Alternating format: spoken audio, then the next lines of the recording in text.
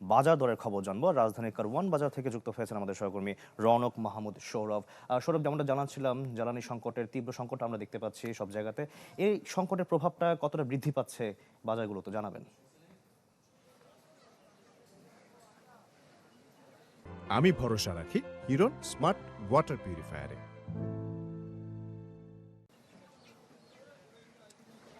শাকিল, আসলে বাজার জ্বালানি তেলের যে সংকটের কারণে কিন্তু তার প্রভাব পড়েছে নিত্যপণ্যের প্রত্যেকটি পণ্যকে, তার প্রভাব কিন্তু দেখা গিয়েছে।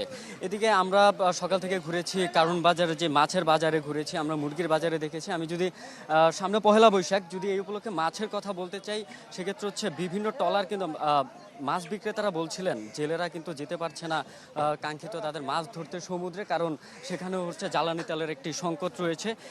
এদিকে হচ্ছে সরবরাহ সংকটের অজুহাতে কিন্তু দাম বেড়েছে সব ধরনের মুরগির। ব্রয়লার মুরগি এখন বিক্রি হচ্ছে কেজি 200 টাকা কেজিতে, এদিকে সোনালী মুরগি বিক্রি হচ্ছে 440 টাকা কেজিতে, দেশি মুরগি বিক্রি হচ্ছে 700 টাকা কেজিতে। এদিকে বেড়েছে ডিমের দামও। রমজানে গত কয়েক বছরের তুলনায় এবারে ডিমের দাম ছিল সর্বনিম্ন। এই সময়ে ডিম বিক্রি হয়েছে 990 থেকে 110 টাকায়। এখন ডজন বিক্রি হচ্ছে 110 থেকে 120 টাকায়, আর সাদা ডিমের ডজন বিক্রি হচ্ছে 110 টাকায়। এদিকে আমি যদি আপনাকে আরেকটি জিনিসটা বলতে চাই, যে সবজির বাজারেও কিন্তু তেলের কিন্তু একটা সংকট দেখা দিয়েছে, যে সরবরাহ সংকটের কারণে কিন্তু সবজিতেও দাম বেড়েছে। মাছ মাংসের পাশাপাশি গেল কিছুদিনের তুলনায় প্রতিটি সবজি কিনতে গুনতে হচ্ছে বাড়তি টাকা। বিক্রেতারা বলছেন জ্বালানি তেলের সরবরাহ সংকটের কারণে পরিবহন খরচ বেড়েছে, সেই সঙ্গে অনেক সবজি মৌসুম শেষ হয়েছে।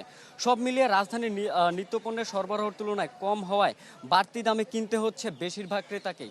আর বিক্রেতারা বলছিলেন যে জ্বালানি তেল ছাড়াও যদি বাজার মনিটরিং সঠিকভাবে করা হয়, তাহলে ক্রেতারা কিন্তু সঠিক দামে কিনতে পারবেন। শাকিল। সৌরভ, ধন্যবাদ আপনাকে। দর্শক, বাজার দরের খবর জানছিলাম। রাজধানীর কারওয়ান বাজার থেকে যুক্ত হয়েছিলেন আমাদের সহকর্মী রৌনক মাহমুদ।